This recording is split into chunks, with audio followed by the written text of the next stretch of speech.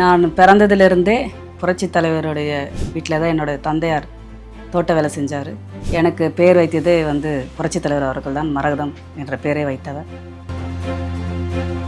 அதிமுகவினுடைய தற்போதைய நிலைமைக்கு எடப்பாடி பழனிசாமி அவர்கள் தான் பொறுப்பு அப்படின்னு பொதுவாக எல்லோரும் முதல் பொறுப்பு அவரு தான் அப்படின்னு. இந்த மாற்றத்தை நீங்க எப்படி பார்க்கிறீங்க? பல்வேறு சோதனைகள் இது எல்லாம் எப்போ நடக்குது என்றால் புரட்சித் தலைவர் அம்மா அவர்கள் மறைந்த பிறகுதான் தொடர்ந்து இந்த பிரச்சனைகள்லாம் அதிமுக தொடர்ந்து நடக்கிறது.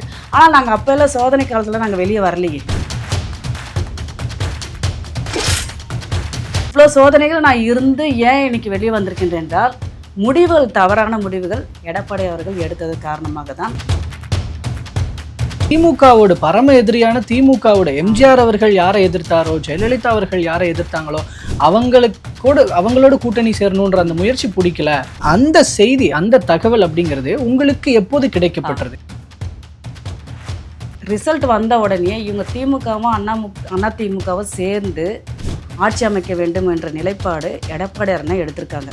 இது எங்ககிட்ட யார்கிட்டயுமே ஒரு கருத்தும் கேட்கல. சிவிஎஸ் அண்ணா எழுந்து நிற்கிறாங்க. அவங்க விஜயபாஸ்கர், முன்னாள் அமைச்சர் விஜயபாஸ்கர், முன்னாள் அமைச்சர் வேலுமணி அண்ணா, இவங்க எல்லாம் எழுந்து நின்று ஒவ்வொருத்தரும் ஒன்று பேசும்போது எங்களுக்கு எதுவுமே புரியல. அதாவது திமுக அண்ணா திமுக சேர்ந்து ஆட்சி அமைக்க வேண்டும் என்ற நிலைப்பாடு மூத்த அமைச்சர்கள் வச்சு பேசியிருக்காங்க.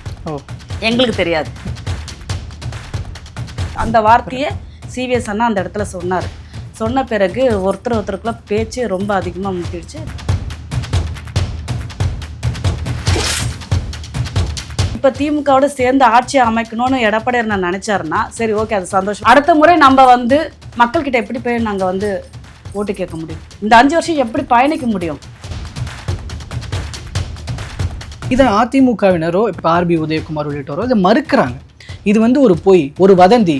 இவங்க தான் செய்த கடந்த காலத்தில் தாங்கள் செய்த தவறுகளிலிருந்து தப்பிப்பதற்காகவும், ஏதாவது ஊழல் செஞ்சிருந்தா அதுல தப்பிக்கிறதுக்காகவும் இப்போ ஆட்சியில் யார் இருக்கிறாங்களோ அவங்கள காப்பாற்றுறதுக்காக போய் சேர்றாங்க.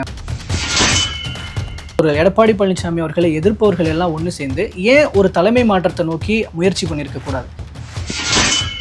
கட்சிக்குள்ள இருந்து இந்த பிரச்சனையை ஏன் சரி பண்ணியிருக்க கூடாது? தமிழக வெற்றி கழகத்தோட சேர்ந்து கூட்டணியும் பேசியிருக்காங்க. இந்த விஷயம்லாம் எப்போ எங்களுக்கு தெரியுதுன்னா, அன்னைக்கு பாண்டிச்சேரியிலேருந்து வந்தோம் பார்த்தீங்களா, அன்னைக்கு தான் இவ்வளோ விஷயமும் நடக்குது.